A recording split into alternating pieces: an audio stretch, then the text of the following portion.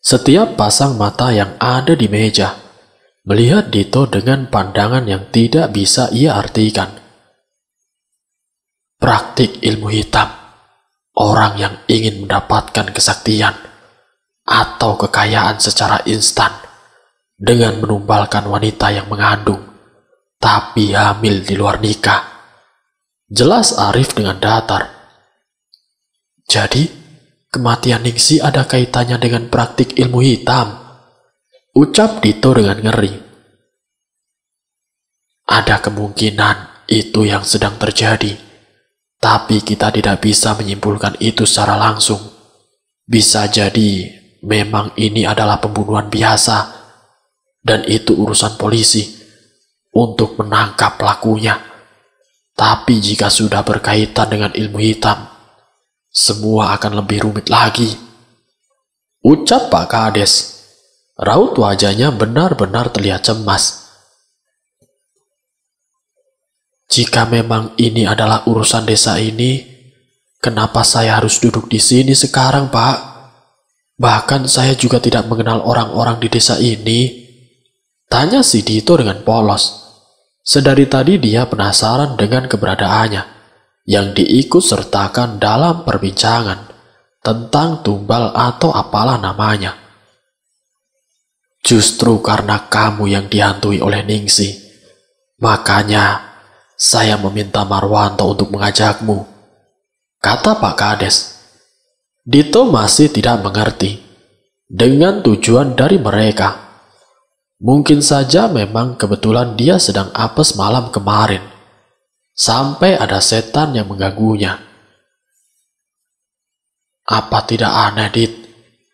Kamu baru sehari bertemu Ningsi, lalu dia menemuimu, dan dia meminta tolong, ucap Pak Amar. Ya, mungkin saja memang Dito lagi apes, sanggah Dito yang masih menyangkal kalau dia ada kaitannya dengan semua ini. Dan ada puluhan orang di desa ini yang dia kenal. Lantas, dia malah memilih orang yang baru saja dia kenal. Begitu, kata Pak Amar mengejek. Benar juga ada puluhan orang yang Ningsi kenal. Tetapi kenapa malah menemui si Dito untuk meminta pertolongan? Paham sekarang. Ada orang yang sedang mengincarmu. Aku harap diriku salah. Tapi kalau benar, teror dari Ningsi tidak akan berhenti dalam satu malam, ucap Pak Amar melihat Dito lekat-lekat. Sedangkan Dito dia hanya terdiam ngeri dengan apa yang diucapkan oleh Pak Amar. Saat memandang Pak D-nya pun, dia juga tidak mendapat jawaban sama sekali. Kini Dito dan juga Pak D Marwanto sudah berada di rumah Nek Harjo.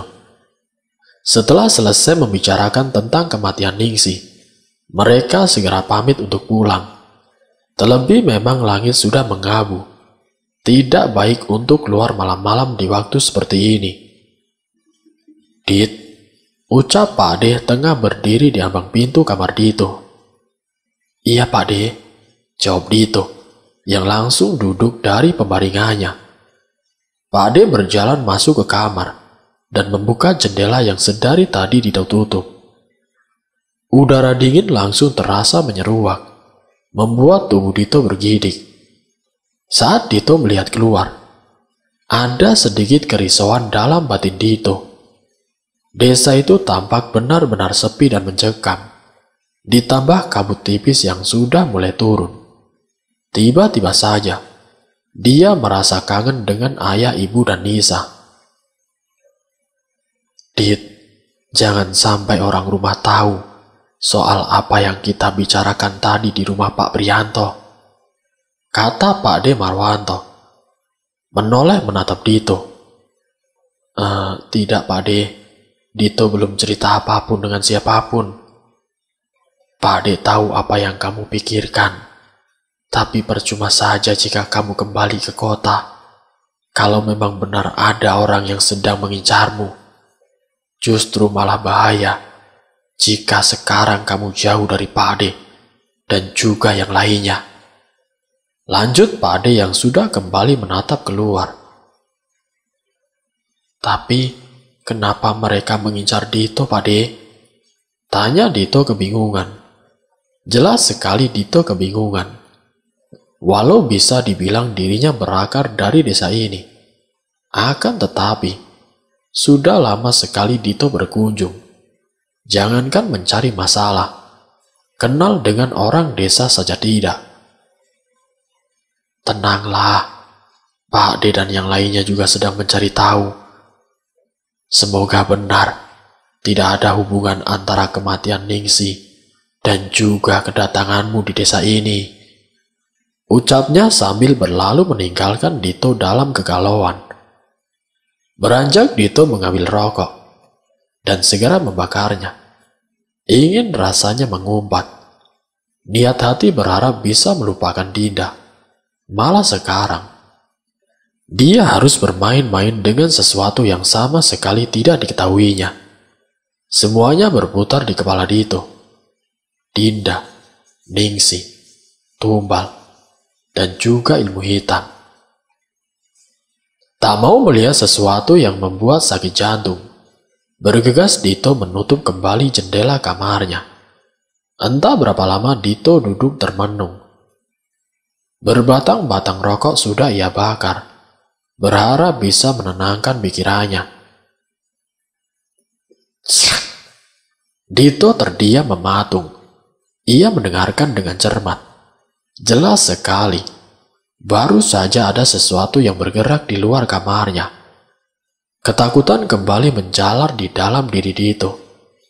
Meski tidak tahu pasti apa yang sedang bergerak di luar, tetap saja bayangan-bayangan mengerikan muncul di pikiran Dito. Srek. Kembali lagi suara itu muncul. Kini malah diikuti dengan bau yang sedikit menyengat. Mengendus-ngendus Dito mengingat-ingat di mana dia pernah mencium bau ini. Sepersekian detik, dia belum menyadari. Dek. Dito kemudian teringat. Detak jantungnya tiba-tiba saja berdebar dengan kencang. Matanya membulat ketakutan. Ini bau amis yang dia temui saat berada di rumah Ningsi. Bau amis darah yang bercampur dengan tanah. Jantungnya tiba-tiba berdebar semakin keras, sampai-sampai suara detakannya mencapai telinga Dito. Buru-buru Dito beranjak dan segera membaringkan tubuhnya di atas kasur. Disabetnya headset yang ada di meja, dan segera dia pasang telinga. Tangannya gemetar hebat saat menutul-nutul layar handphonenya. Mencari ketenangan, Dito memilih untuk mendengarkan ayat-ayat Al-Quran. Duk, duk, duk. Dito tersentak. Kamarnya benar-benar gelap. Sejenak dia tidak bisa melihat apapun di sekitarnya.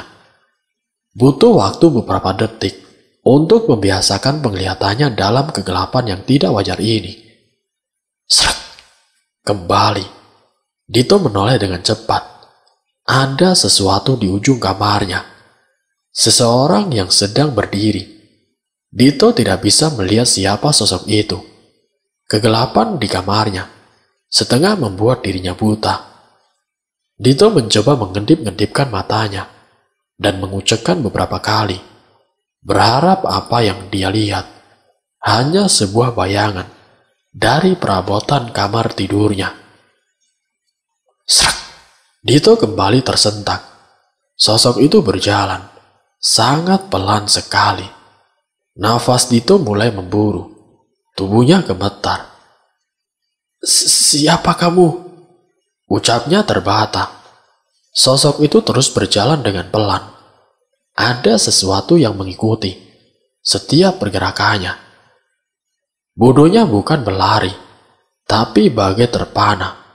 Justru Dito malah terus memperhatikan sosok itu. Lampu kamar tiba-tiba saja menyala. Dalam sekejap Dito mengedip. Namun sosok yang tadi ada di depannya sudah menghilang bagai tertiup angin. Dito celingukan. tidak mendapati apapun di dalam kamarnya. Dito pun kembali berbaring. "Mas," dengan cepat Dito menengokkan kepalanya ke arah kanan. Wajah pucat itu benar-benar dekat sekali dengan muka Dito. Terasa sekali hembusan nafas yang muncul dari kedua hidung wanita itu.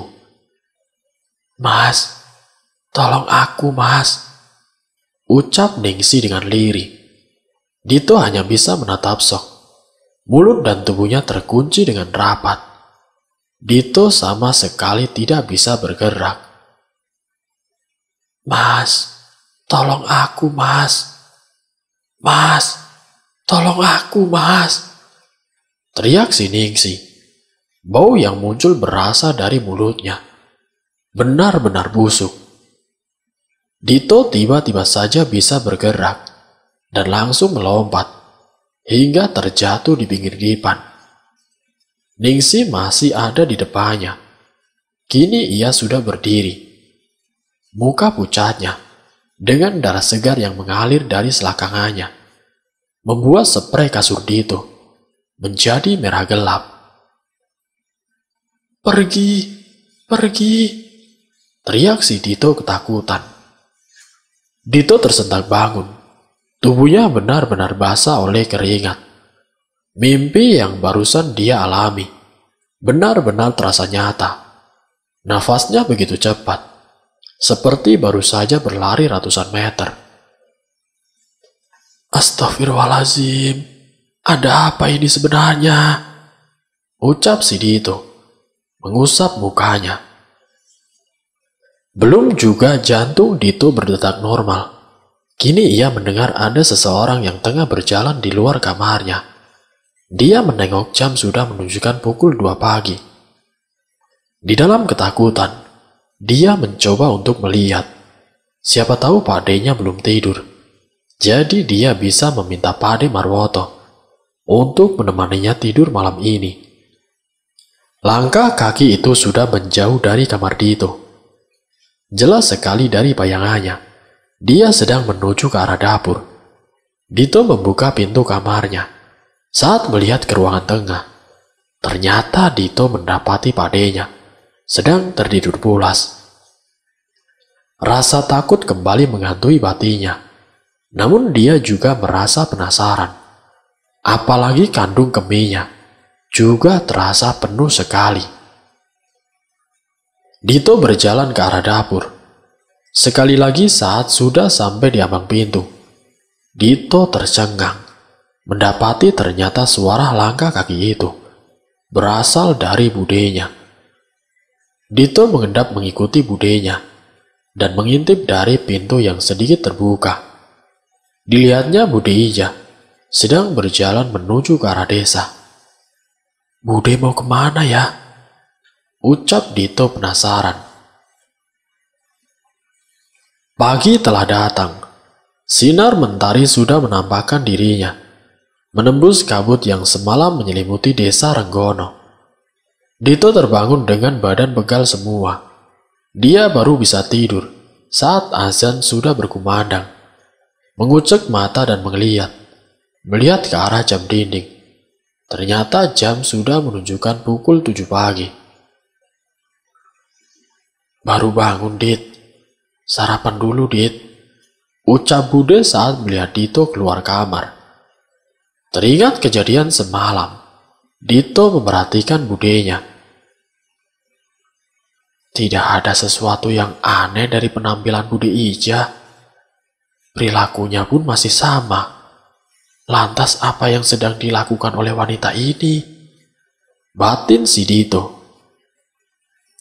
"Oh iya, Bude. Nenek kemana, Bude?" tanya Dito mencari keberadaan neneknya. "Ibu sama Mbok Sarmin sudah sedari tadi keluar rumah. Katanya mau jalan pagi," ucap Bude sambil meneruskan kegiatannya menyapu. Dito berjalan menuju ke arah dapur. Seperti sebuah rutinitas, Pak D Marwanto tengah duduk di atas amben, lengkap dengan secangkir kopi, singkong rebus dan juga sebatang rokok yang menyala di atas asbak. Dit, sini Dit, pinta Pak Ade menggeser tubuhnya dan menuangkan secangkir kopi. Dito menengok ke arah pintu dapur yang menghubungkan dengan ruang tengah. Merasa tidak ada orang lain selain mereka, Dito buru-buru menceritakan apa yang dia mimpikan semalam. Namun tidak menceritakan dengan kejadian saat melihat budenya pergi keluar rumah pada pukul 2 dini hari. Pak De Marwoto dengan seksama mendengar cerita Dito. Sesekali dia mengerutkan dahinya. Pak De Marwoto menghela nafas panjang. Jelas sekali ada rasa kekhawatiran dan penasaran yang muncul di wajahnya yang sudah keriput di beberapa bagian.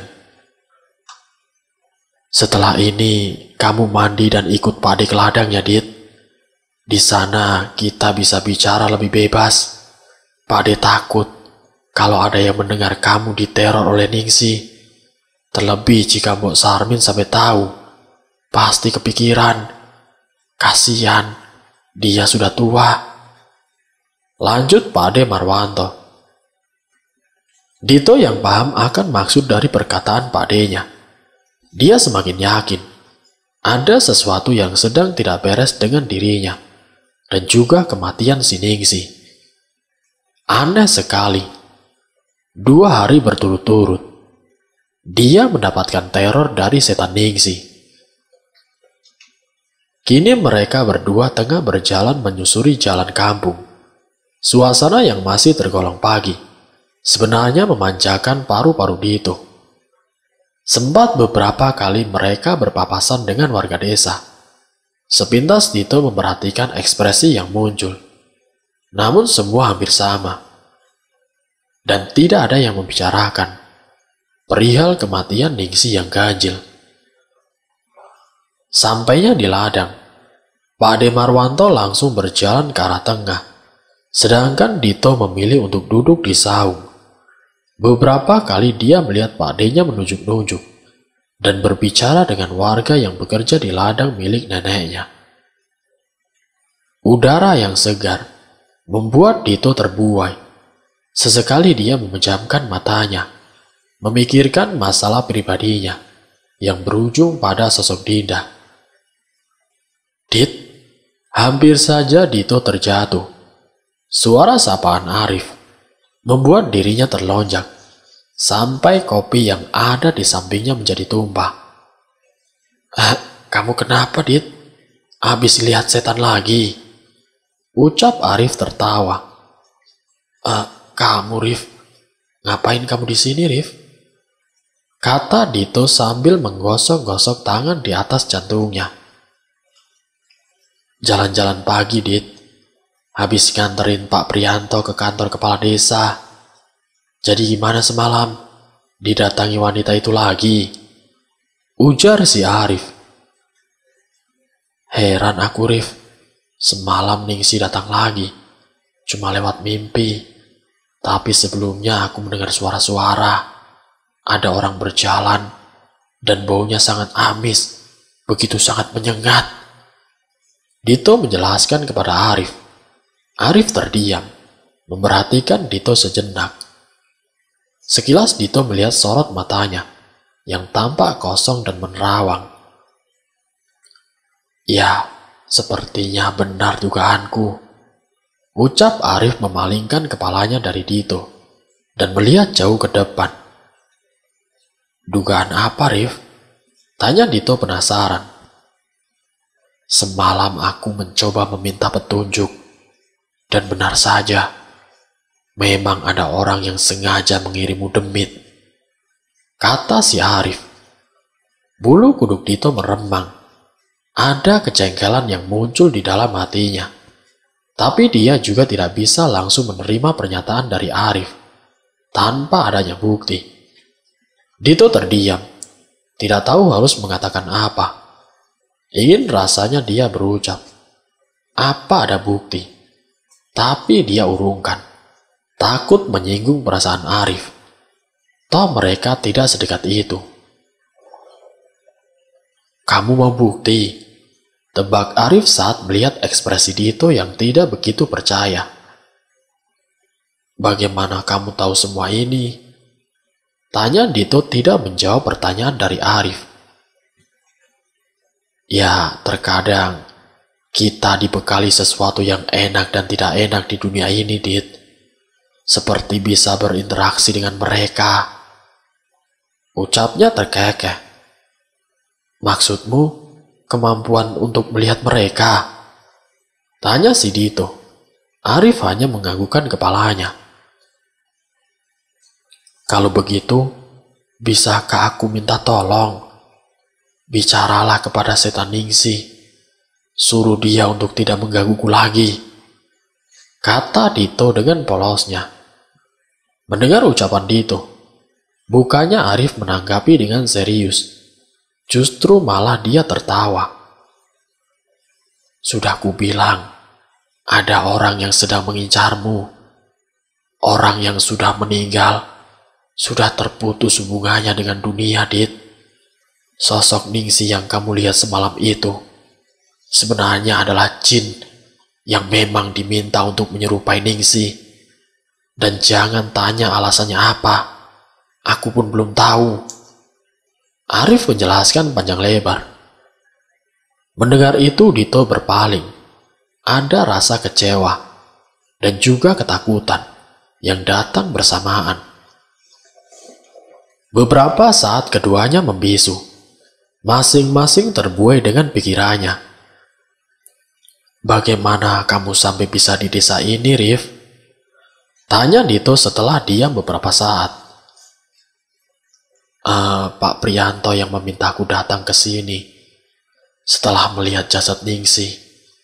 Sebenarnya aku tidak berniat untuk datang ke sini. Memang tujuanku ke kota sebelah. Pak Prianto juga pernah mengalami seperti dirimu saat ini. Mungkin ada sedikit rasa trauma di dalam dirinya. Atau karena takut jika berdampak kepada anak dan juga istrinya. Dulu saat pemilihan kepala desa, hampir setiap hari Pak Prianto mendapat kiriman sepertimu. Ya, aku hanya mencoba untuk membantunya saja. Jelas Arif dengan senyum simpulnya. Kini Dito mengerti.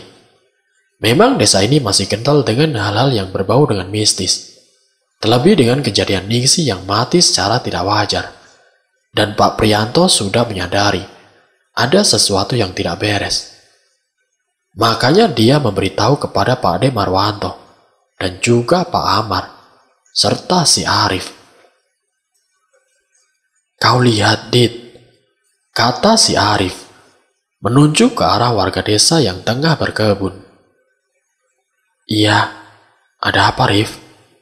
Kenapa mereka terlihat begitu tenang, sedangkan dirimu yang bukan warga desa sini malah justru mendapatkan teror dari Ningsih?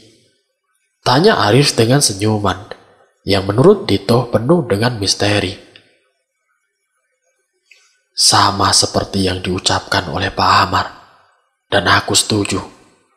Begitu aneh, seolah memang orang yang sedang mengincarmu menginginkan kambing hitam atas semua kejahatannya. Lanjut Arif menjelaskan. Dito hanya diam tidak menanggapi. Menyadari Dito tidak merespon kata-katanya, Arif kembali berbicara. Logikanya saja, Dit. Kalau benar Ningsih menjadi tumbal untuk praktik ilmu hitam, pasti mereka sudah merencanakannya jauh-jauh hari. Tapi ada yang janggal dari semua ini. Ujar Arif mencoba mengikut sertakan Dito ke dalam dunia pikirannya. Semua terlihat janggal, Rif. Dengan kematian seperti itu, orang-orang juga sudah pasti menebak kalau ada sesuatu yang tidak beres. Timpal si Dito. Anehnya dari apa yang diceritakan oleh Pak Prianto, sosok Ningsih ini merupakan gadis desa yang bersahaja. Dan di desa ini juga punya larangan turun-temurun untuk tidak melakukan hubungan di luar pernikahan. Lanjut si Arif. Dito diam berpikir, kalau memang Ningsi orang yang bersahaja dan tidak pernah neko-neko, lantas kenapa dia mau melanggar aturan agama, melanggar aturan desa yang sudah dia tinggali dari kecil? Otak Dito berpikir keras untuk mencari jawaban, tapi tetap ada sesuatu yang hilang, yang dia tidak pahami. Bisakah kau mencari informasi tentang keseharian Ningsi? Kudengar si mboknya tinggal di rumah kamu saat ini, Dit. Kata Arif tiba-tiba. Untuk apa, Rif? Bukannya semua sudah sepakat kalau Ningsi memang dijadikan sebagai tumbal? Tanya Dito kebingungan. Semua berhubungan, Dit. Hanya saja aku ingin memastikan sesuatu. Mungkin dengan itu kita bisa tahu siapa dalang dari semua ini. Dan aku peringatkan untuk tidak begitu percaya dengan siapapun. Kabari kalau kau sudah mendapatkan jawabannya. Jawab Arif sambil menghidupkan rokok miliknya. Tepat saat Arif selesai bicara, Pak De Marwanto berjalan mendekat. Senyum mereka di bibirnya saat melihat Arif. Siang itu mereka habiskan duduk di saung, ditemani secangkir kopi, dan juga beberapa gorengan. Membicarakan sesuatu yang tidak berhubungan dengan kematian Ningsi dan juga teror yang dialami oleh Dito. Kini malam kembali menyapa. Sekarang mereka sedang duduk di ruang tamu di rumah Mbok Sarmin. Lantunan ayat-ayat suci Al-Quran terdengar saling bersahutan. Dito yang memang tidak begitu fasih membaca Al-Quran, hanya dia mendengarkan dan mengamini setiap doa yang diucapkan oleh penghulu yang ada di kampung tersebut. Pengajian sudah selesai pukul 9 malam. Sebenarnya Dito sudah ingin sekali pulang ke rumah, tapi Nek Harjo memintanya untuk menunggu sebentar. Tidak bisa menolak. Akhirnya Dito duduk menunggu di ruang depan bersama beberapa warga. Semenjak pengajian tadi, sebenarnya Dito merasa ada yang aneh dengan tubuhnya. Entah kenapa dia merasakan ruangan tempatnya duduk begitu panas. Bahkan keringat sebesar jagung terus muncul di dahinya. Kok panas sekali ya? Batin Dito mencoba untuk mengipas-ngipas kemejanya. Karena tidak betah, dia pun bangkit dan berjalan menuju luar rumah. Kabut sudah mulai turun, meski tidak tebal. Seharusnya Dito saat ini merasakan kedinginan, bukan malah kepanasan. Dito mencoba untuk berjalan lebih jauh keluar. Suasana jalanan begitu sepi. Tidak ada seorang pun yang ia temui. Hanya terdengar suara serangga yang saling bersahutan. Lalu tiba-tiba, pulang. Terdengar dengan jelas di telinga Dito. Suara bisikan wanita. Spontan Dito langsung mengedarkan pandangannya. Jantungnya seperti lepas dari tempatnya. Dalam keremangan, jelas sekali dia melihat ada sosok yang tidak jauh dari tempatnya berdiri. Sosok yang sama dengan apa yang dilihatnya beberapa hari lalu. Dito lama memandangi wanita itu, tapi dia juga tidak bergeming. Tiba-tiba saja, angin datang dengan menderu. Pohon-pohon bergoyang dengan cepat. Sepersekian detik, Dito mengedipkan matanya. Namun saat matanya sudah kembali terbuka, sosok wanita itu sudah menghilang.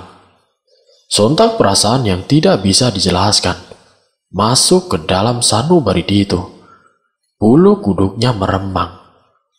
Buru-buru dia langsung berbalik menuju ke arah rumah. Namun baru saja dia melangkah, dilihatnya sosok yang tidak asing tengah berdiri di samping rumah Mbok Sarmin. Dit, kamu kenapa nak? Mukamu pucat sekali. Ujar nenek saat memperhatikan Dito dengan seksama. Sesekali Dito masih melirik ke arah samping rumah. Sosok Ningsi masih saja berdiri mematung di sana. Dit, tepuk si nenek. Melihat gelagat aneh Dito, Nek Harjo juga mengikuti arah pandangan Dito. Sudah Dit, kita pulang sekarang, ucapnya dengan tegas. Sesampainya di rumah, Nek Harjo langsung bertanya kepada Dito. Dit, jujur sama nenek, kamu kenapa? Ingin rasanya Dito menceritakan apa yang sedang dia alami. Tapi pesan dari Pak D-nya terngiang-ngiang jelas di telinganya. Dito sepertinya masuk angin, Nek. Badan Dito tidak karuan rasanya. Kilas si Dito. Awalnya nenek dia memperhatikan si Dito. Lantas dia berdiri dan berjalan ke arah dapur. Nenek tahu ada yang sedang terjadi. Dito tidak mau cerita sama nenek, ucap neneknya sambil menyodorkan secangkir teh panas. Merasa terintimidasi dengan tatapan wanita tua yang ada di hadapannya, akhirnya Dito menceritakan apa yang sudah terjadi beberapa hari ini. Nenek pun yang mendengar cerita dari Dito sesekali menghela nafas. Tidak ada satu bantuan pun yang muncul dari mulutnya. Kenapa tidak cerita ke nenek, Dit? Tanya Nek Harjo dengan nada suara cemas. Dito tidak mau nenek kepikiran, Nek, ucap Dito dengan pandangan menunduk. Pintu depan terbuka tiba-tiba. Seketika mereka berdua berhenti berbicara. Pak D, Bude, dan Mbok Sarmin masuk ke dalam rumah. Sontak nenek langsung bangkit dan menyambut mereka. Sedangkan Dito masih duduk di ruang tengah. Pikirannya kalut memikirkan semua kejadian yang sudah menimpanya. Ditambah ada rasa tidak enak jika nanti neneknya akan marah kepada Pak Ade Marwanto. Kini pagi-pagi sekali, Dito merasa ada yang menggoyang-goyangkan badannya. Karena terkejut, spontan ia berteriak. Berpikir saat ini, dirinya tengah mendapatkan gangguan gaib. Dit, bangun, kok malah teriak-teriak? Ucap Nek Harjo, heran dengan reaksi Dito. Tersadar ternyata orang yang ada di sampingnya adalah Nek Harjo. Ternyata ia sedang mencoba membangunkan si Dito. Kenapa, Nek? Masih pagi ini? Ujar Dito. Dilihatnya jam juga baru menunjukkan pukul 5 pagi. Sudah, ayo siap-siap. Ikut nenek jalan pagi. Tegas nenek yang langsung bangkit berdiri. Baru beberapa langkah Nek Harjo berjalan. Ia berhenti dan menoleh kembali ke arah cucunya. Kalau kedinginan tidur itu jangan cuma pakai celana dalam. Apalagi tangannya dimasukin ke dalam celana. Ujar neneknya sambil tertawa. Dito yang belum menyadari keadaannya hanya melongo. Baru ketika dia melihat ke bawah, benar saja, posisi tangannya saat ini masih berada di dalam celana. Astaga, ucap Dito merutuki kebodohannya. 15 menit kemudian, Dito sudah berada di sisi Nek Harjo dan juga Mbok Sarmin. Ketiganya berjalan menyusuri jalan desa yang masih agak sepi. Udara pagi di desa Renggono begitu sangat dingin, sampai Dito yang sudah memakai jaket pun terlihat beberapa kali bersin-bersin karena merasa kedinginan. Kamu kenapa, Dit? Anak muda kok lembek gitu? Ejek Nek Harjo. Mendengar ucapan neneknya, Dito hanya memanyunkan bibirnya dan melakukan stretching agar tubuhnya terasa lebih hangat. Sudah, di sini saja, Sar, ucap Nenek Harjo sambil mengedarkan pandangan. Dito terdiam, berpikir, pasti ada sesuatu. Apakah benar Ningsi menghantui Nak Dito? Kata Mbok Sarmin dengan mata memerah. Dito melihat neneknya Dia belum berani menjawab pertanyaan Mbok Sarmin, takut melukai perasaan wanita tua itu. "Sudah, ceritakan saja apa yang kamu lihat," kata Nyai Harjo. Mendapatkan persetujuan, Dito kembali memandang Mbok Sarmin. Beberapa kali dia mengembuskan nafas panjang, memilih kata-kata yang tepat. "Maaf sebelumnya, Mbok. Mungkin ini terlihat mengada-ngada dan bisa membuat hati Mbok Sarmin terluka. Tapi Dito memang mengalami itu semua, Mbok, setelah kematian Ningsih." Pagi itu Dito menceritakan apa yang dia lihat. Bagaimana sosok Ningsih hadir dan muncul setiap malam setelah kematiannya. "Kenapa kamu jadi seperti ini, Duk?" ujar Mbok Sarmin dengan pelan. Saat Dito sudah selesai bercerita. "Mbok, kalau boleh Dito tahu, apakah ada sesuatu yang janggal saat sebelum Ningsih meninggal?" tanya Dito hati-hati. "Tidak ada sama sekali, Nak. Setahu si Mbok, Ningsih juga sedang tidak terlibat masalah. Mbok tahu persis seperti apa anak itu. Malam sebelum kematiannya, dia juga tidak memperlihatkan sesuatu yang aneh-aneh," ujar Mbok Sarmin. Dito termenung. Akankah dia bertanya lebih lanjut? Meskipun ini merupakan momen yang tepat untuk mengulik keseharian si Ningsih. Tapi terbesit rasa tidak tega ketika menatap wajah tua di depannya. "Mbok, sekali lagi Dito minta maaf ya. Apakah si Mbok sudah diberitahu soal penyebab kematian Ningsih?" ucap si Dito. Dia sesekali melirik ke arah Nyai Harjo. Takut apa yang dia tanyakan membuat Mbok Sarmin tersinggung. Mbok Sarmin terdiam cukup lama. "Polisi dan Pak Kades sudah memberitahu si Mbok, tapi si Mbok tidak percaya kalau Ningsih sedang hamil. Dia bukan wanita seperti itu. Terlebih, tidak ada tanda-tanda yang menunjukkan kalau dia sedang hamil," ujar Mbok Sarmin. Benar apa yang disampaikan Pak Kades, bahwa tidak ada seorang pun yang mengetahui apakah Ningsih sedang dekat dengan seorang laki-laki. Kemudian Dito menceritakan apa yang dia dengar saat berada di rumah Pak Kades. Semua percakapan yang Dito ingat, ia ceritakan kepada Nyai Harjo dan juga Mbok Sarmin. "Kamu serius, Dit? Kamu tidak salah dengar kan?" ucap Nyai Harjo. Sepintas Dito melihat kedua wanita itu saling pandang. "Kamu tahu apa artinya tumbal tali perawan?" tanya Nyai Harjo.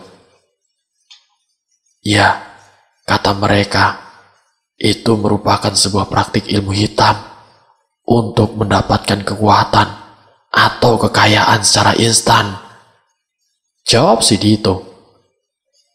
Mengingat apa yang disampaikan oleh Arif. "Dulu pernah ada kejadian serupa di desa ini.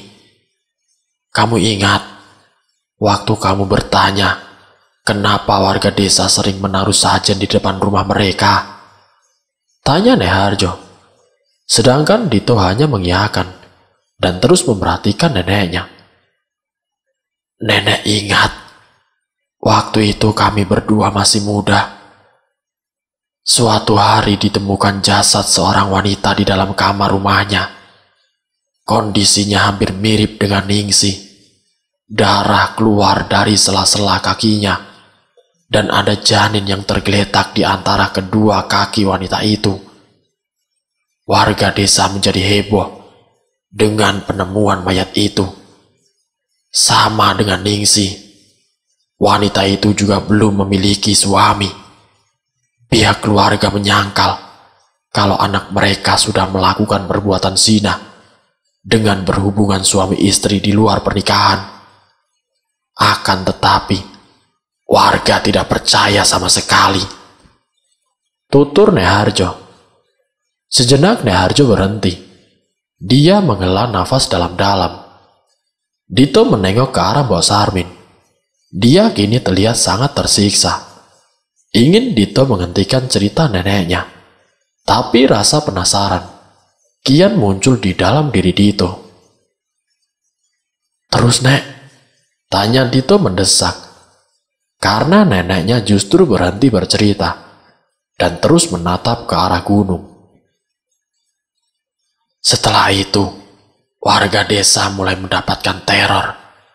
Semakin tidak percayalah mereka, karena selain kematian yang sangat tidak wajar, hanya laki-laki dan perempuan hamil saja yang mendapatkan teror," ucap Nek Harjo. Dito termenung, berpikir polanya benar-benar mirip. Hanya saja yang membuat berbeda, hanya dirinya yang mendapatkan teror itu.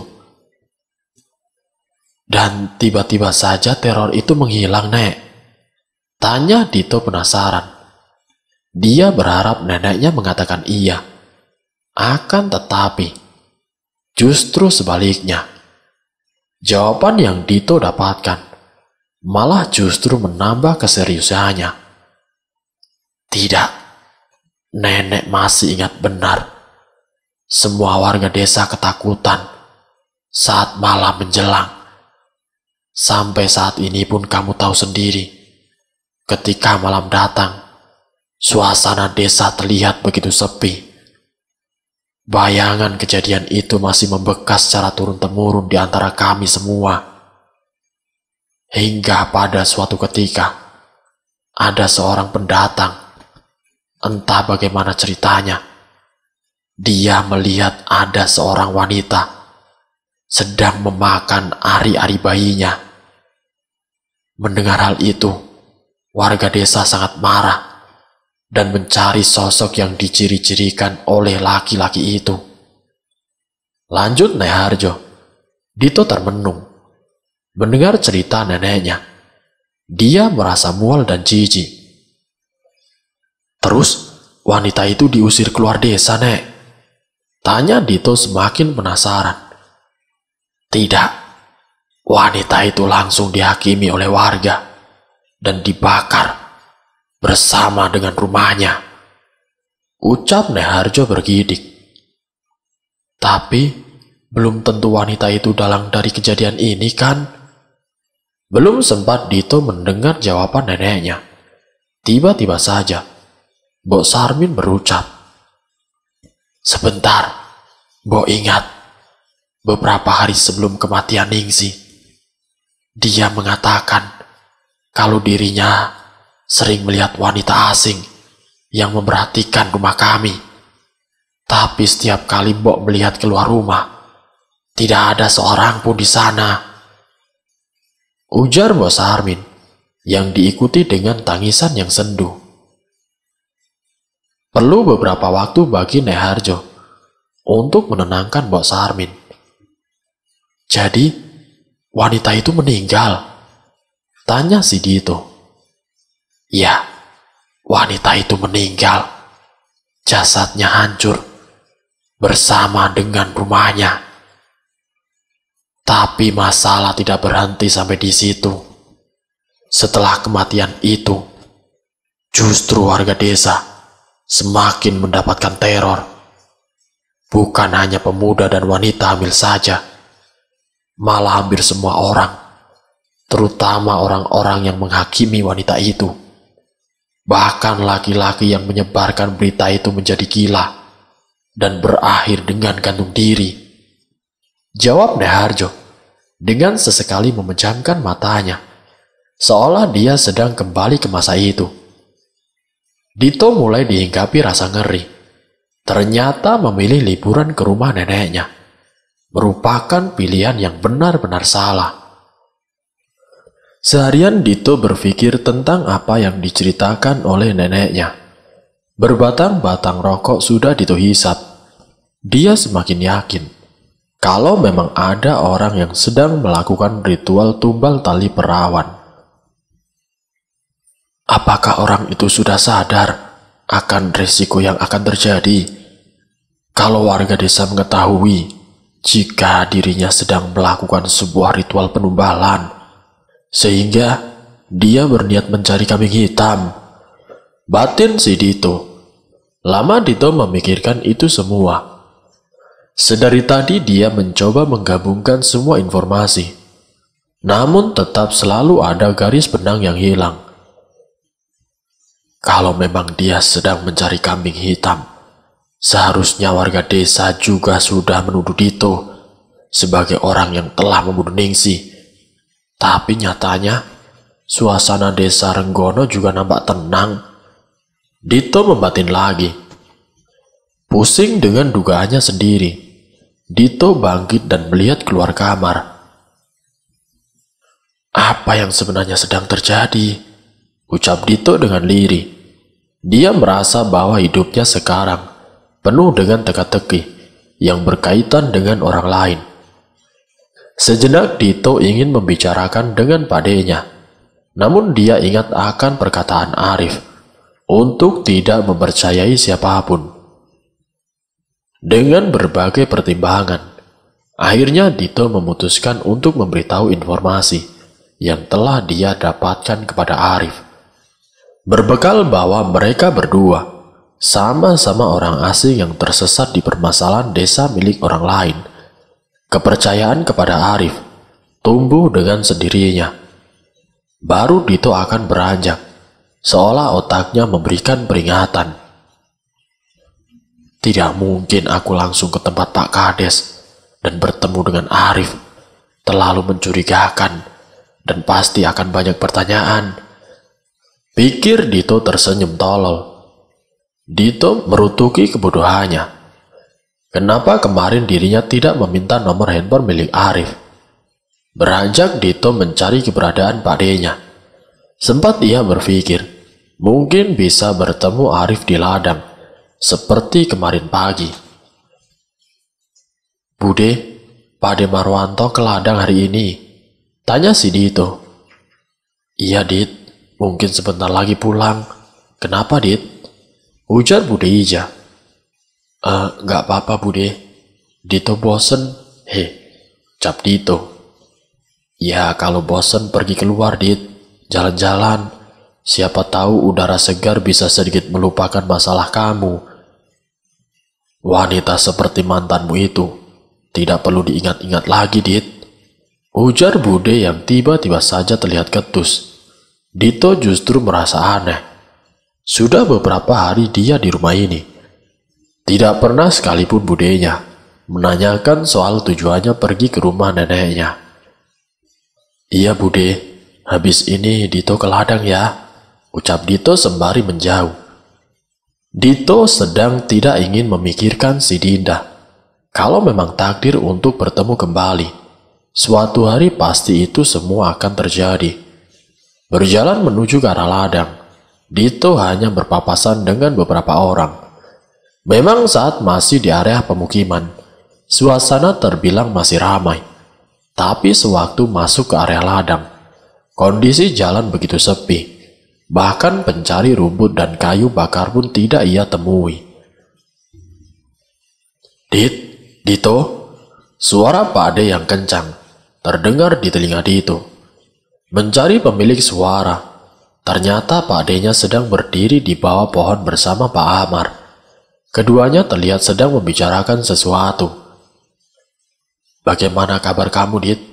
Masih dihantui sosok Ningsih?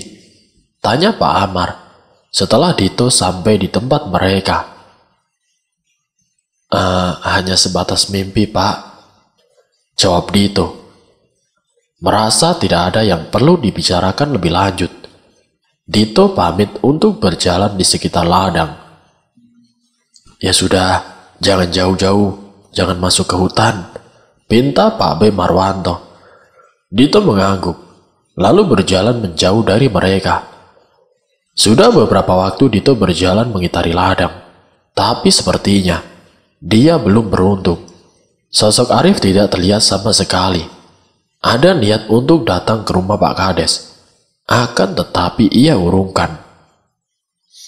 Siapa tahu besok pagi Arif ke sini, batin si Dito. Malamnya Dito dan keluarga Nyai Harjo kembali pergi ke rumah Mbok Sarmin untuk mengadakan pengajian.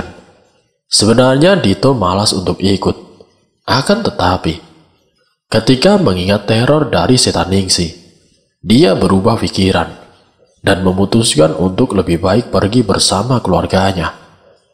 Menurutnya saat ini jauh lebih baik untuk berada di antara keramaian. Seperti biasanya, sesampainya di sana lantunan suara doa terdengar sahut menyahut. Namun perasaan Dito sedari tadi tidak kunjung membaik. Dito merasa semenjak meninggalkan rumah, ada orang yang sedang mengawasinya. Selain itu, pikiran tentang tumbal tali perawan terus saja menancap di kepalanya. Ingin sekali dia segera menyudahi semua ini dan pulang ke kota untuk bertemu kedua orang tuanya. Namun tiba-tiba, terdengar dengan jelas sekali sebuah suara hantaman benda keras tepat di atas rumah Mbok Sarmin. Seketika semua orang yang ada di sana terdiam. Kembali lagi suara itu terdengar sangat jelas. Beberapa warga bergegas untuk keluar melihat apa yang sebenarnya terjadi. Takut kalau ada pohon tumbang yang menimpa atap rumah Mbok Sarmin. Dito yang sudah dilanda perasaan khawatir juga ikut keluar memastikan. Dilihatnya tidak ada sesuatu yang aneh. Semua nampak baik-baik saja. Hingga terdengar kegaduhan dari arah rumah. Bapak-bapak yang ada di luar juga langsung menoleh ke arah sumber suara.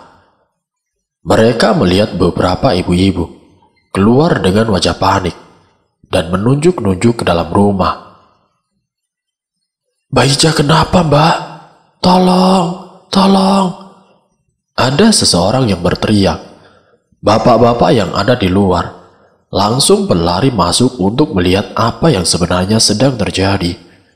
Begitu mereka tiba di dapur, semua tercengang kaget dengan apa yang terlihat.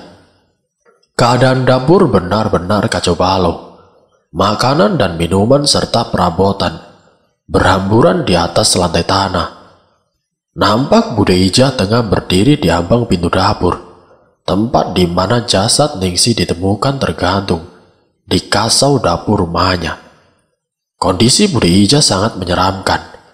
Matanya melotot, serta tangannya yang seperti sedang menimang sesuatu. "Ija, kamu kenapa, Ja? Astagfirullahaladzim, sadar, Ja," ucap Pak Ade yang tengah mendekati istrinya. Tiba-tiba saja, Bude Ija merosot ke lantai. Ia menangis pilu. Beberapa detik kemudian, dia melotot lagi dan langsung memukul perutnya. Melihat perilaku istrinya yang aneh, Pak Ade menghambur ke depan dan mencoba memegangi kedua tangan wanita itu agar tidak melukai dirinya sendiri.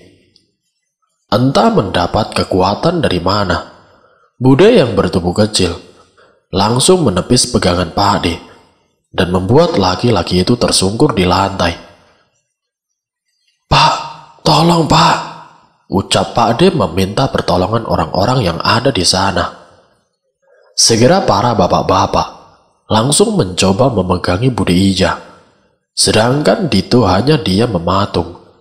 Pandangannya jauh tepat di belakang budenya. Kini sosok Ningsih tengah berdiri dengan kain jarik yang melilit lehernya. Senyumannya begitu mengerikan, jauh lebih dari yang bisa dibayangkan. Perlu beberapa orang yang memegangi Bude Ija. Sekarang dia bukan hanya memukuli perutnya, tapi juga mencoba untuk menjambak rambut panjangnya. Suasana di dapur Mbok Sarmin begitu mencekam. Suara lantunan doa yang bercampur dengan geraman dan juga tangisan membuat bulu kuduk siapa saja yang melihat pasti akan meremang. "Tolong Ningsih," ucap Bude Ija dengan serak. "Mas Dito, tolong Ningsih." Tersentak Dito kaget dengan apa yang diucapkan budenya. Bahkan warga yang ada di sana juga melihat Dito dengan tatapan bingung. "Tolong, cepat panggilkan Pak Kades," pinta Pak Ade Marwanto dengan panik. Buru-buru salah seorang dari mereka langsung berlari meninggalkan rumah Mbok Sarmin untuk memberitahu Pak Kades. Cukup lama bagi mereka memegangi Bude Ija yang semakin liar saja. "Sadar Ija, sadar. Astagfirullahaladzim, astagfirullah," ucap Pak Ade terus-menerus di telinga istrinya. Seperti sudah sahabat lamanya, Dito berdiri mematung. Tidak ada yang bisa dia lakukan. Hingga Dito mendengar ada percakapan di depan. Pak Kades dan Arif sudah datang. Melihat keadaan Bude Ija, sontak Arif mendekat dan menempelkan tangannya di kening wanita itu. Badan Bude semakin liar memberontak. Yang awalnya dia hanya dipegangi 4 orang, kini bertambah menjadi 6 orang, termasuk si Arif. Butuh beberapa waktu bagi Arif untuk mengeluarkan sosok yang merasuki Bude. Beberapa menit berlalu, lambat laun. Perlahan tubuh Bude melemah dan diam seketika. Mereka saat ini sudah duduk di ruang keluarga milik Nyai Harjo. Selepas kejadian tadi, Bude Ija langsung tersadar dan segera dibawa pulang ke rumah. Sekarang semua warga pasti akan heboh dengan kejadian malam ini. Maafkan saya Mbok Sarmin, tapi apakah memang Mbok Sarmin tidak mengetahui apapun sebelum Ningsi meninggal dunia? Tanya Pak Kades. Awalnya Dito mengira bahwa Mbok Sarmin akan menceritakan soal wanita yang sering mengintai rumahnya. Tapi justru Dito melihat wanita tua itu menggeleng. "Saya tidak percaya, Pak, kalau Ningsi sudah berbuat nista. Saya kenal baik anak saya," ucapnya diiringi dengan tangisan. Kembali malam itu, mereka semua membicarakan soal kematian si Ningsi. Dito sendiri lebih banyak diam. Ia memperhatikan. Pikiran dan perasaannya benar-benar kacau balau. Semalaman Dito tidak bisa tidur. Masih saja dia memikirkan apa yang sedang terjadi. Ingin menceritakan semua yang dia ketahui kepada Arif. Tapi situasinya tidak mendukung sama sekali. Beruntungnya saat ini Dito pergi ke kamar mandi. Tiba-tiba saja, Arif sudah duduk di amben dapur Nyai Harjo. Dia meminta untuk esok pagi pergi ke ladang yang berbatasan dengan hutan. Singkatnya, pagi-pagi sekali, Dito sudah terbangun. Tidurnya tidak nyenyak sama sekali. Sosok Ningsi terus muncul di dalam mimpinya. Bahkan lebih parahnya lagi. Dalam mimpinya, Dito melihat Ningsi mencabut sesuatu yang mirip sekali seperti usus dari selangkangannya dan langsung memakan benda tersebut.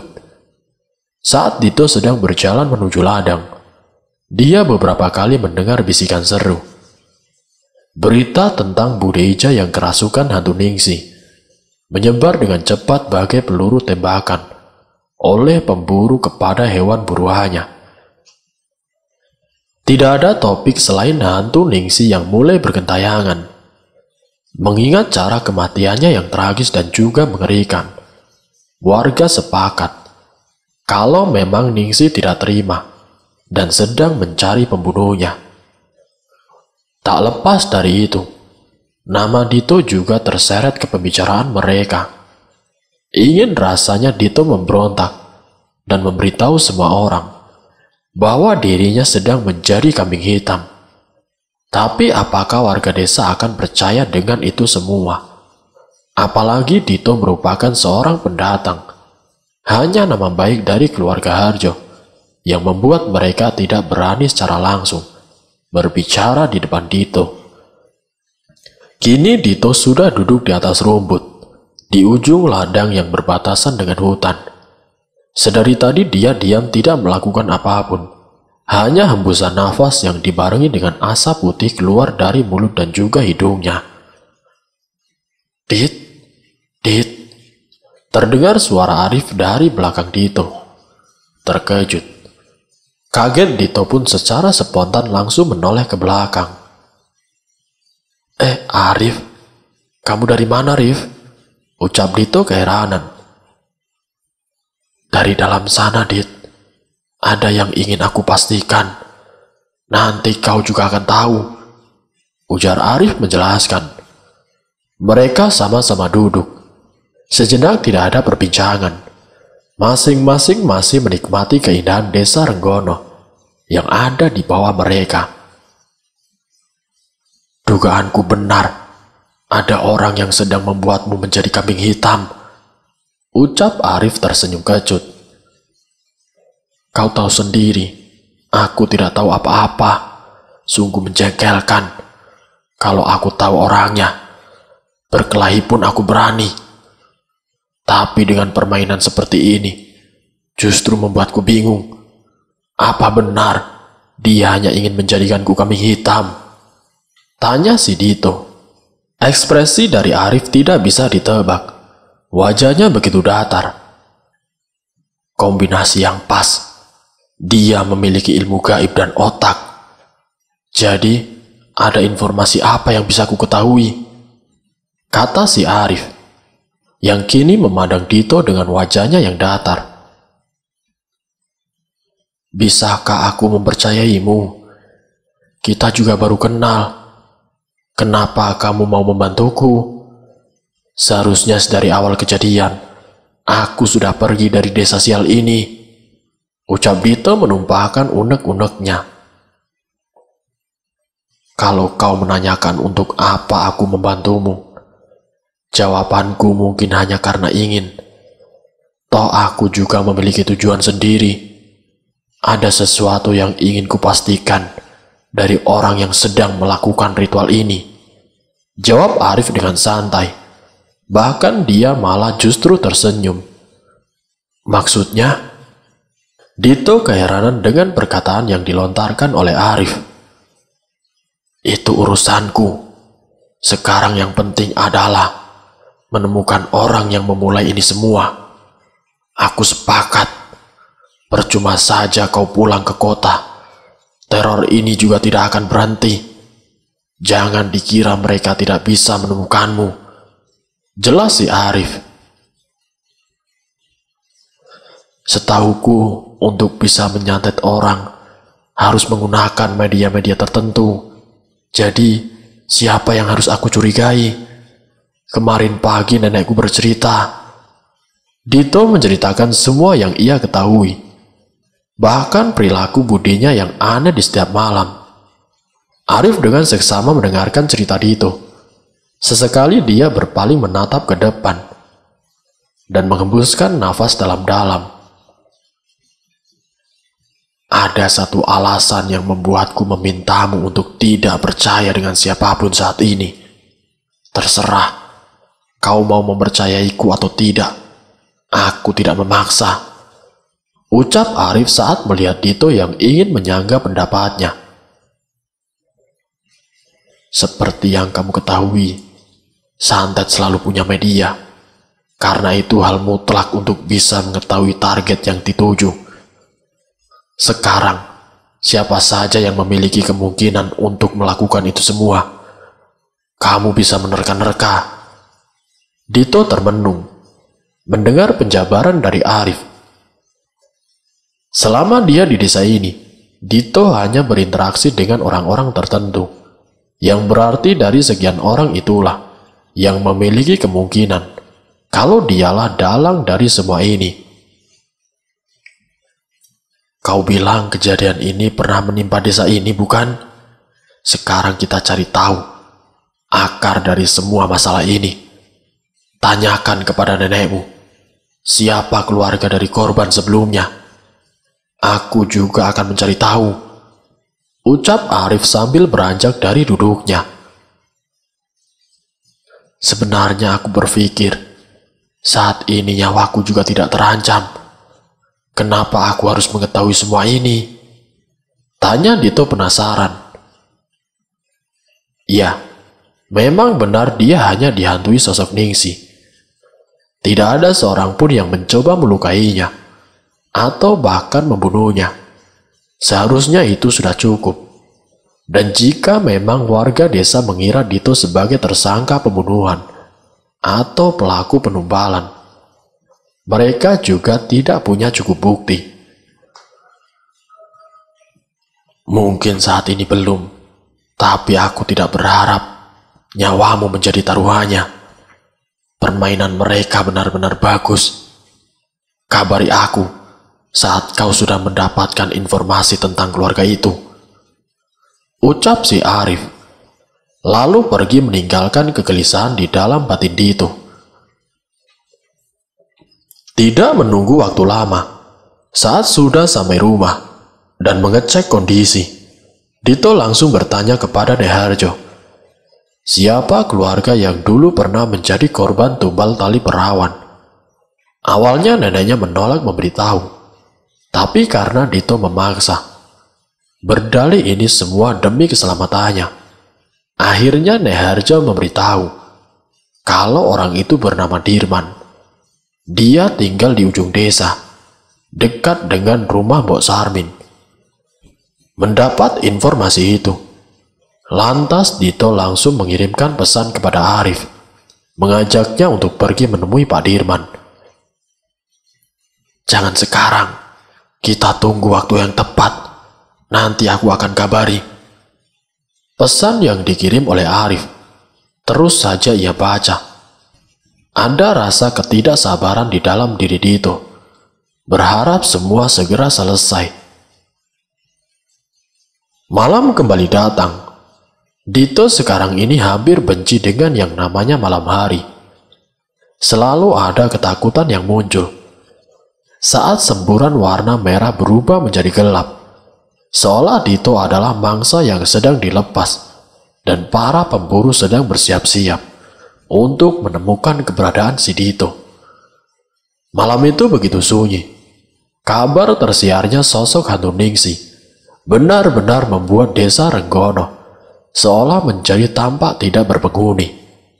Bahkan pengajian yang seharusnya dilakukan di tempat Mbok Sarmin sengaja dibatalkan agar tidak terjadi kejadian seperti semalam. Waktu terus berlalu. Dito tidak kunjung bisa memejamkan matanya. Jam sudah menunjukkan pukul 2 pagi. Sedari tadi dia mendengar ada suara langkah kaki yang terus saja mondar-mandir di luar rumah, tepat berada di sisi jendela kamarnya. Dito tidak menggubris itu semua. Dia mencoba tetap tenang dengan menempelkan headset di telinganya agar tidak mendengarkan suara tersebut. Terdengar jelas sekali daun pintu yang sedang dibuka. Dito seketika bangkit. Nuraninya mengatakan kalau itu pasti budenya. Pelan-pelan agar tidak menimbulkan suara, Dito berjalan ke arah pintu kamar dan mencoba melihat. Benar saja, Bude Ija tengah berjalan menuju dapur. Rasa penasaran dan juga kecurigaan benar-benar menyelimuti si Dito. Sempat dia berpikir kalau orang di balik semua ini adalah Bude Ija. Dito pun berpura-pura ingin ke kamar mandi. Dito berjalan ke arah dapur. Namun ketika sudah sampai di dapur, Dito tidak menemukan Bude Ija. Hanya pintu kayu yang berada di ujung dapur sedikit terbuka. Buru-buru Dito melihat. Benar pikir Dito, budenya sedang pergi dari rumah ini. Entah sedang menuju kemana. Nekat Dito pun mengikuti wanita itu. Jalanan desa begitu sepi. Sesekali Dito bergidik memperhatikan sekitarnya. Untung saja kabut sedang turun. Jadi jika budenya berbalik, dia tidak akan langsung mengenali si Dito. Aneh, sebenarnya Bude Ija mau pergi kemana? Batin si Dito. Terus saja dia melangkah. Jarak yang tidak begitu jauh. membuat Dito harus sedikit bersembunyi. Namun budenya sedari tadi juga tidak menengok ke arah belakang. Sosoknya terus saja berjalan, hingga menuju ke arah hutan. Dito berhenti, dan langsung jongkok menggeser tubuhnya ke arah semak. Kini Bude Ija sedang berbicara dengan laki-laki yang Dito tidak kenal. Laki-laki itu berpakaian hitam dan mengenakan kupluk di kepalanya. Beberapa saat kemudian, mereka langsung berjalan masuk ke dalam hutan. Tepat di mana Dito pernah melihat sekumpulan orang membawa tambah berisikan sesajen saat pertama kali datang ke rumah Ningsih. Ada terbesit rasa takut dan ingin kembali, tapi sudah kepalang tanggung. Jika memang Bude yang melakukan ritual ini, maka jelas semua sudah selesai. Esok pagi dia akan memberitahukan semua apa yang dia lihat kepada nenek dan juga padenya. Kini kembali Dito berjalan. Dia memberikan jarak yang cukup jauh. Takut suara ranting yang dia injak terdengar oleh mereka berdua. Dito sudah tidak tahu berapa lama dia berjalan. Bodohnya dia tidak membawa HP untuk merekam semua kejadian ini. Bahkan untuk berjalan saja, dia harus berhati-hati karena gelapnya suasana hutan malam itu. Kini sosok Bude dan juga orang asing itu sudah berhenti di sebuah pohon besar. Benar dugaannya, pasti mereka akan melakukan ritual. Terlihat kini laki-laki itu bersimpuh dan lalu menghidupkan dupa. Angin dingin tiba-tiba saja datang entah dari mana. Bulu kuduk Dito sontak meremang hebat. Nyai, aku datang kembali malam ini. Aku persembahkan darah ayam hitam, ucap laki-laki itu. Dan betapa mualnya Dito. Dia meminum sesuatu yang mungkin itu adalah darah yang ia sebutkan. Namun itu belum seberapa. Mata Dito membulat seketika. Sosok Bude dan laki-laki itu kini melepaskan pakaian masing-masing dan mulai bercumbu. Kaget dengan apa yang dia lihat dan tidak mau tahu lebih lanjut, Dito pelan-pelan pergi dari tempat itu. Pikirannya benar-benar kalut.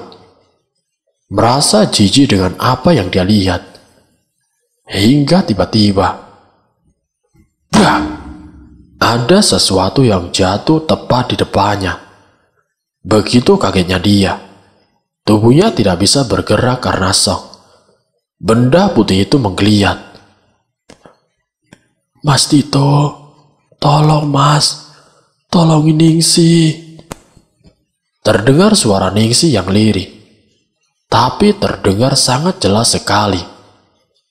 Tersadar Dito langsung berlari sekencang-kencangnya.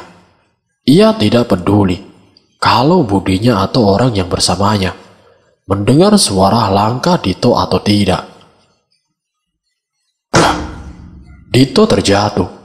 Rasanya kakinya sakit sekali. Sial, umpas si Dito. Namun kesialannya tidak berhenti sampai di situ. Kini di depannya ada sosok wanita berbaju gelap dengan rambut panjang. Baunya sungguh memuakkan. Dito yang melihat itu sangat panik. Pergelangan kakinya begitu sakit saat ia mencoba untuk berdiri. Siapa kamu?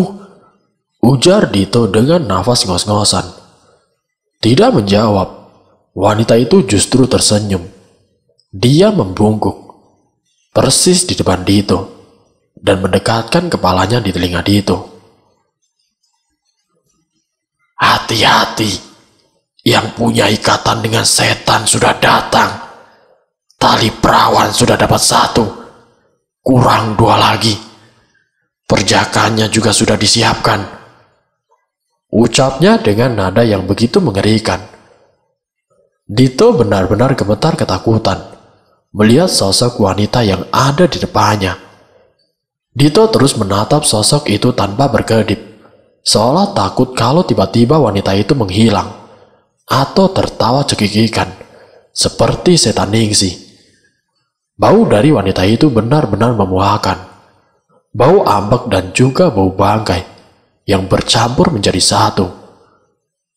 Kini tiba-tiba saja wanita itu bergerak. Dito langsung terperanjat dan bersiap-siap untuk menendang agar wanita itu tidak menyentuhnya. Namun ternyata dia melangkah pelan, pergi dengan menyeret kakinya menuju rimbunan pohon. Dito teringat dengan Bude Ija dan buru-buru menoleh ke belakang, namun tidak ada siapapun. Samar-samar Dito mendengar desahan dua orang yang sedang melakukan persetubuhan. Jelas sekali kalau Bude dan entah siapa itu masih melakukan persenggaman. Mereka tidak mengetahui keberadaan si Dito. Meskipun lututnya terasa lemas, mau tidak mau Dito harus segera pulang. Tujuannya hanya satu saat ini. Sesegera mungkin dia harus sampai ke rumah neneknya. Jalanan masih begitu sepi. Kabut dan dinginnya malam daerah pegunungan bahkan tidak terasa sama sekali. Peluh keringat masih terus menetes di dahinya. Bahkan bajunya pun sudah terlihat basah. Namun Dito tidak peduli. Dia terus saja berjalan, menembus keheningan malam. Setelah sampai di rumah, Dito langsung masuk ke dalam kamarnya. Sengaja pintu dapur yang mengarah keluar tidak ia kunci, agar tidak menaruh kecurigaan. Terenyak Dito di atas kursi di dalam kamarnya. Dito tidak menyangka kalau Bude Ija bisa melakukan hal seperti itu. Sebatang rokok sudah ia bakar, berharap bisa sedikit menenangkan batinnya. Sialan, gila. Berulang kali Dito mengumpat saat mengingat peristiwa malam ini. Hisapan demi hisapan dia lakukan, menimbang-nimbang apakah sebaiknya dia memberitahukan semua ini. Apa yang barusan dilihatnya kepada Nek Harjo dan juga Pak De Marwanto. Dito benar-benar bingung. Di satu sisi dia sudah muak dengan semua kejadian yang ia alami. Namun di sisi lainnya, Dito juga merasa tidak nyaman jika nantinya Pak De tahu dan menjadi masalah baru. Dito tiba-tiba terdiam. Dia mengingat sesuatu. Kalau ritual santet atau guna-guna, pasti menggunakan media. Bangkit dan mulai mencari barang yang sekiranya mencurigakan. Namun sampai 1 jam lebih, tetap saja Dito tidak menemukan apapun yang aneh di sana.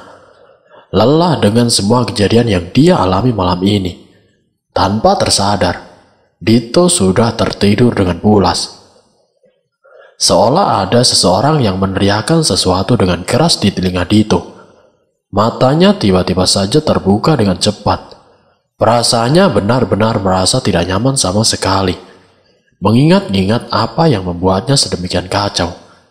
Dito tersadar bahwa semalam dia sudah memergoki budenya, melakukan sesuatu yang menurutnya menjijikan, bersenggama dengan orang yang Dito tidak tahu siapa, dengan menggunakan ritual darah ayam hitam. Butuh beberapa waktu bagi Dito untuk menenangkan dirinya. Dia tidak mau gegabah. Semalaman Dito sudah menimbang-nimbang semuanya. Dito sudah berniat dan juga bertekad untuk menyelidiki semua ini. Semua sudah kepalang tanggung. Dito beranjak dari tempat tidurnya, mengatur wajahnya agar terlihat tenang, agar jika nanti bertemu dengan Bude Ija, tidak ada kecurigaan yang muncul. Suasana rumah pagi itu benar-benar terlihat sepi, tidak seperti biasanya. Padahal jam sudah menunjukkan pukul 6 pagi. Dito tahu kalau neneknya dan Mbok Sarmin pasti sedang jalan-jalan pagi. Dito mencoba berjalan ke arah belakang rumah. Namun tetap saja, tidak ia temui siapapun di sana. Aneh, biasanya Pak De dan Bude sudah duduk di amen dapur jam segini, batin si Dito. Karena penasaran, dia mencoba berjalan menuju kamar Pak De-nya. Sepelan mungkin Dito berjalan. Saat sudah sampai di depan pintu, dia mencoba mendengarkan. Benar saja ada suara dari dalam. Berarti Pak De dan Budenya masih ada di dalam kamar. Merasa kelakuannya sangat tidak sopan, Dito kembali beranjak, berniat untuk menuju kamarnya dan melanjutkan untuk tidur. Namun saat dia menoleh ke arah cermin yang terpasang di dekat kamar Pak De-nya, Dito mengernyit. Pakaian yang ia kenakan benar-benar kotor. Indra penciumannya juga seketika membaui sesuatu yang tidak enak. Bau yang anyir. Dito sendiri keheranan. Bagaimana dia bisa tahan dengan pakaian itu semalaman. Mengurungkan niat kembali ke kamarnya, Dito bergegas pergi ke kamar mandi untuk menaruh pakaian kotornya. Cukup lama Dito berada di kamar mandi. Sedari tadi dia melihat ke arah ember cucian milik budenya. Ada keinginan untuk mencari tahu. Tapi di dalam batinnya juga ada rasa takut dengan apa yang akan dia temukan. Semoga semalam memang bukan Bude, ucap Dito yang langsung saja jongkok di depan ember cucian. Dito segera mengaduk-ngaduk ember yang berisikan pakaian milik Bude dan juga Pak De-nya. Teringat semalam Budenya memakai pakaian putih. Benar saja, ada semacam daster berwarna putih dengan bercak-bercak kotor yang Dito yakini itu adalah darah. Yakin kejadian semalam, bukan khayalannya. Benar, ternyata Bude Ija sehina itu, ucap Dito yang langsung menaruh kembali pakaian itu ke dalam ember. Pagi ini Dito hanya tiduran di dalam kamar. Dia sudah berinteraksi dengan orang-orang yang ada di rumah Nek Harjo. Bahkan kepada budenya. Ada rasa malas untuk berbicara dengan wanita itu. Namun karena takut dicurigai, Dito berusaha untuk tetap biasa saja. Nek, Dito mau jalan-jalan ya. Palingan mau nyusulin Pak di ke ladang, ucap Dito saat mendapati Nek Harjo sedang duduk di ruang tengah. Wanita tua itu kelihatan tambah letih, bahkan matanya juga terlihat lebih sayu. Nek, nenek lagi gak sakit kan? Tanya Dito. Tidak, Dit. Nenek cuma merasa capek. Kalau kamu ke ladang hati-hati ya. Jangan sampai kesorean pulangnya, ucap Nenek Harjo. Nenek kalau tidak enak badan istirahat, Nek. Ingat umur nenek, kata si Dito. Bukan malah setuju dengan perkataan si Dito. Justru Nek Harjo malah ngomel-ngomel. Dia merasa badannya masih seperti wanita berumur 25 tahun. Terang saja Dito yang mendengar seperti itu langsung tertawa. Ya sudah, Dito pergi dulu ya, Nek, ucap Dito sambil mencium punggung tangan Nek Harjo. Sepanjang perjalanan, Dito masih teringat candaan bersama Nek Harjo. Sejenak dia melupakan permasalahan yang sedang menimpanya. Dito terus berjalan. Beberapa kali dia bertemu warga. Tapi kali ini, tidak ada senyum ramah. Tetapi Dito sudah tidak peduli dengan semua itu. Sebenarnya Dito tidak berniat untuk menuju ladang, tapi menuju tempat yang ia lalui semalam. Dito begitu penasaran dengan tempat di mana budenya melakukan bersenggama dengan laki-laki asing itu. Menengok ke sekitar, Dito tidak mendapati siapapun. Menghela nafas dia berjalan masuk menuju hutan. Sudah beberapa waktu dia berjalan mengikuti jalan setapak. Tidak ia temui ada apapun. Suasana terlihat tenang. Hanya terdengar suara burung dan hewan lainnya yang saling bersahutan. Dito tidak menyangka saat siang hari, ternyata pemandangan yang dia dapatkan begitu elok.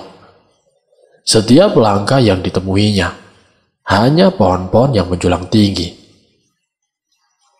Benar, di sini semalam aku terjatuh, ucap Dito saat melihat tempat yang dia yakini, di mana dia bertemu dengan wanita misterius itu. Namun tubuhnya tiba-tiba saja tersentak. Dito terdiam mematung. Dia mendengar ada suara-suara yang berasal dari depannya. Jelas sekali, itu adalah suara orang sedang berbincang. Mengendap, Dito sedikit masuk ke dalam semak-semak. Beruntungnya semak-semak di sekitarnya cukup tinggi dan lebat. Tadi di rumah sempat berpikir untuk memakai pakaian hijau dan juga celana gelap, berjaga-jaga jika ada sesuatu yang membahayakan dirinya. Semuanya sudah terjadi, Mar. Kita harus segera melakukan sesuatu. Aku tidak mau menanggung itu semua. Atau lebih baik kita sudahi saja semua ini, ucap salah seorang laki-laki. Dito membulatkan matanya. Dia kenal dengan suara itu. Kepalang tanggung, sudah sejauh ini. Semua resiko sudah kita bicarakan jauh-jauh hari, ucap laki-laki satunya. Dito hanya diam mematung, tidak berani bergerak sedikit pun. Handphonenya pun segera ia matikan, takut jika tiba-tiba saja mengeluarkan suara. Ya sudah, nanti kita pikirkan lagi. Jangan sampai ada orang yang tahu, ucap Pade Marwanto yang segera beranjak dari tempat itu. Sedangkan Pak Amar masih celingukan, seolah sedang mencari sesuatu. Pikiran Dito semakin kacau. Ada apa ini? Semalam Bude Ija, sekarang Pak Ade dan Pak Amar. Batin Dito kebingungan. Setelah dirasa aman, Dito segera buru-buru pergi dan menuju ke arah ladang.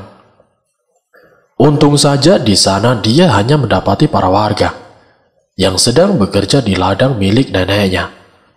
Dito mengeluarkan handphonenya dan segera menghubungi si Arif, berharap dia bisa datang ke sini secepatnya. Namun sudah beberapa kali Dito mencoba menelpon si Arif, namun tidak ada jawaban sama sekali. Pesan teks juga sudah dia kirimkan. 1 jam lebih Dito menunggu, tapi tidak ada tanda-tanda Arif membalas atau menelpon dirinya balik. Dan saat sudah ingin beranjak pulang, tiba-tiba handphone yang ada di dalam kantongnya bergetar. Buru-buru Dito membuka pesan dari Arif. Besok kita bertemu di ladang, pagi-pagi. Apakah yang sebenarnya dilakukan oleh Pak D-nya dan juga Pak Amar?